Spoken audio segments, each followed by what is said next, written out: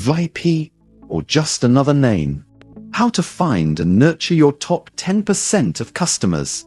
A handful of repeat buyers likely drive most of your revenue. Learn to spot them and treat them like royalty. Open your sales history right now and sort by customer instead of by order. Odds are a small cluster of names shows up again and again. The person who bought your template pack, then your course, then booked a coaching call 3 weeks later. That cluster is quietly propping up your revenue while you spend most of your marketing energy on people who bought once and vanished. Retail data has said this for decades.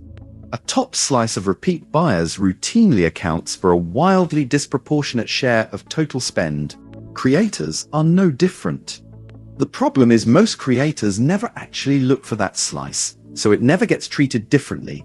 No early access, no perks, no acknowledgement that they're not a stranger anymore. This is how to find yours and build a real VIP tier around them. Why, VIP usually means nothing. Most creators who claim to have a VIP list actually have a vibe list. Whoever comments the most, DMs the most, or has been following the longest. That's a popularity contest, not a revenue signal. The person who's chatty in your comments might have never bought anything.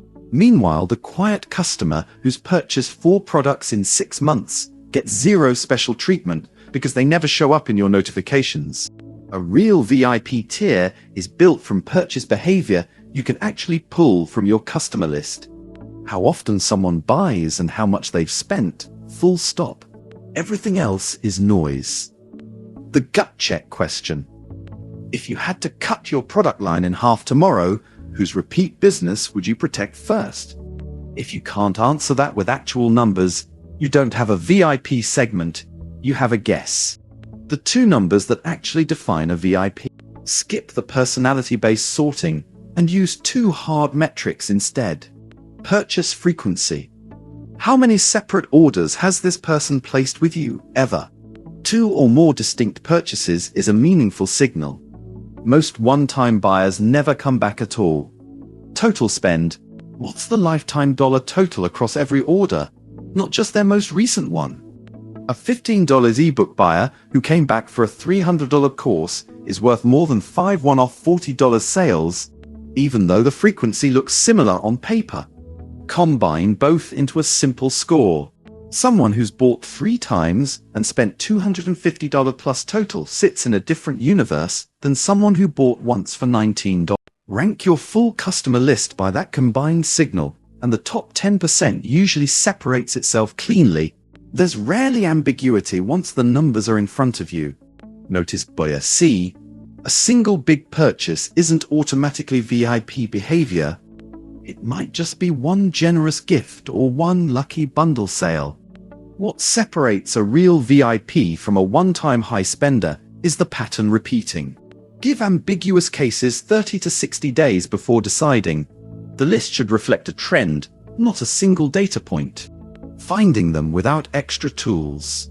You don't need a CRM subscription to run this. If you're already selling through store.fan, every order lands in your dashboard tied to a real customer record. Export it, drop it in a spreadsheet, and sort by order count first, then by total spend within that. Tag anyone above your cutoff, say 3+ orders or top 10% by dollars, with a simple label like VIP in a notes column. That's the entire technical lift. The harder part isn't finding them. It's building the discipline to actually treat that list differently once you have it, which is where most creators stop short. Pull your full order history from your customer list, including every past sale, not just the last 30 days. Sort by number of distinct orders per customer, highest first, within ties, sort by lifetime total spend. Draw a line at roughly the top 10%. Adjust slightly if the natural break falls at 8% or 13%. Don't force an exact number. Tag that group clearly so you can find them again next month without redoing the math. Set a recurring reminder to re-pull this list monthly.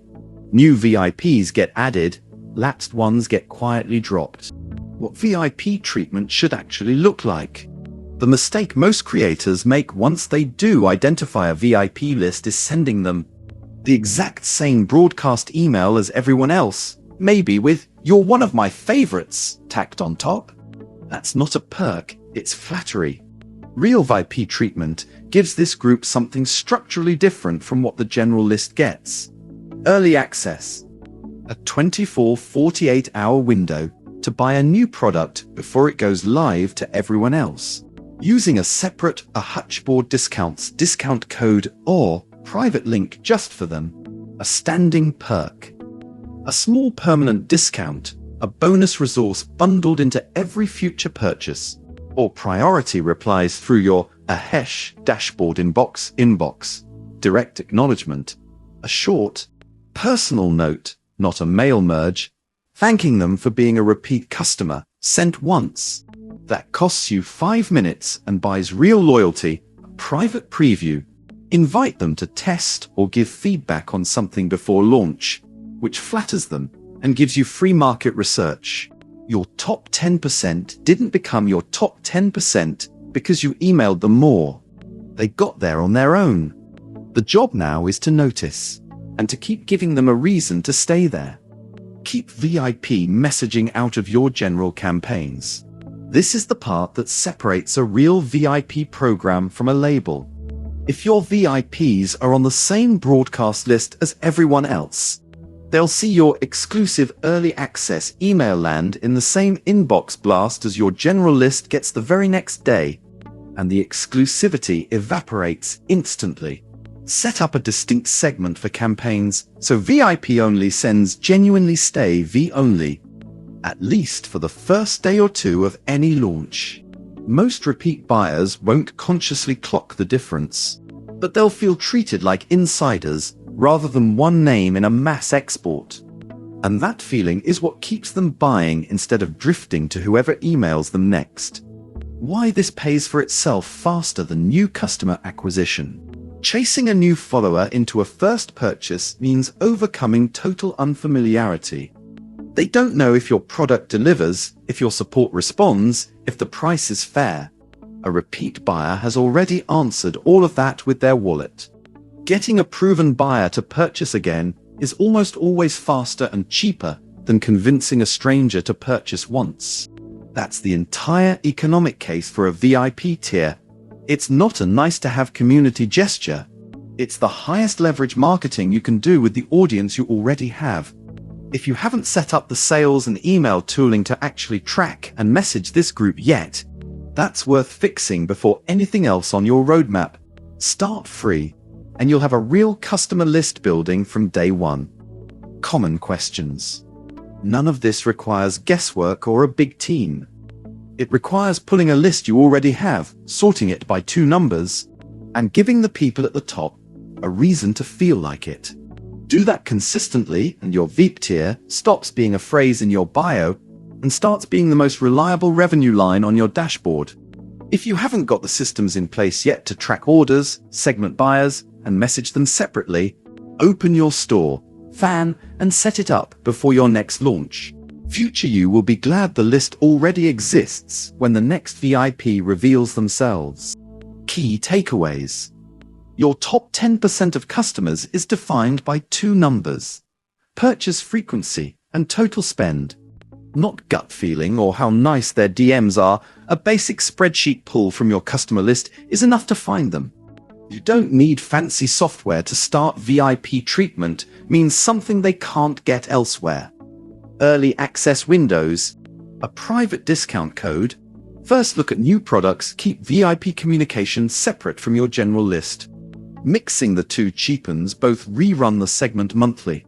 VIP status should be earned continuously, not granted once and forgotten. Start your creator store, free, at store.fan.